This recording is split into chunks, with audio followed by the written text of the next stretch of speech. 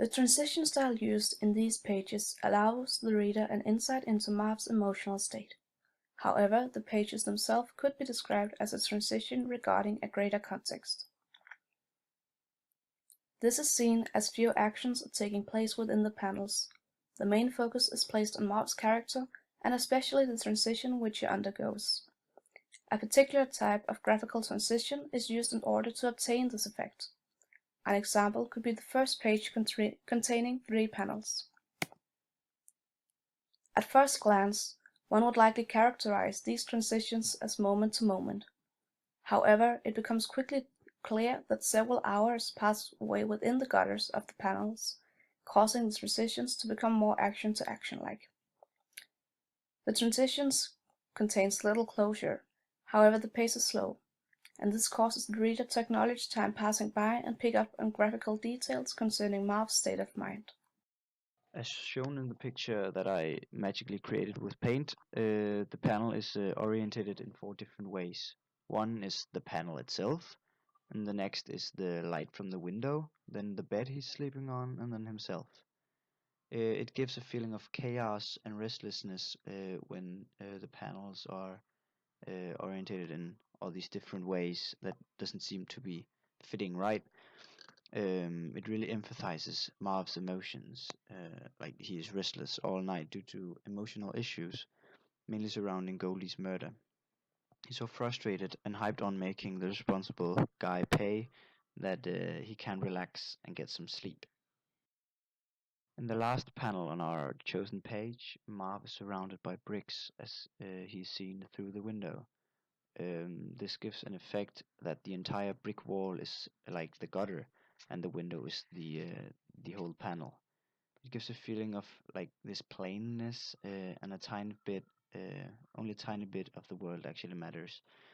And for Marv, that is making the Goldie's murder pay for what they've done. The second tier on the second page is another great example of time passing between the panels. The first panel in the second tier displays Marv's face illuminated by the sun. In the following panel, he is not as lit up as he was in the first one, and in the third panel, he is only hit with the very last rays of the sun. So from each panel, we observe that the shadows slowly are taking over Marv's face until he is in full shade in the fourth and last panel.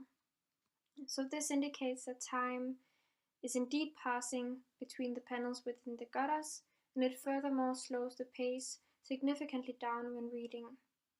This exact sequence hardly requires any closure, since there's no further action taking place from panel to panel, but it nevertheless requires that the reader picks up on the pictorial details, so in this case especially the light and the shadows, and the reader has to do so in order for one to understand that time is passing and that Marv is taking his time to gather his thoughts and prepare himself for whatever he's about to do. Another aspect that links to this sequence and Marv's preparation is the question of what the meaning of the page is. Because when dealing with this page, we're not only concerning ourselves with transitions as a proper term, but also with that transition in the hands of a man on the first page becoming, in quotation marks, a machine on the second page, or rather a man with a cause. So this is comparable with how Marv feels. The human on the first page feels restless, whereas the man in the following page feels determined.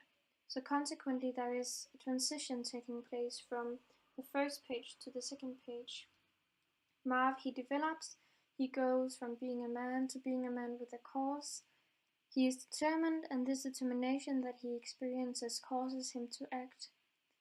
So this supports the fact that this double page is a transitioning page, and this transitioning page supports and symbolizes the transition that Marv undergoes.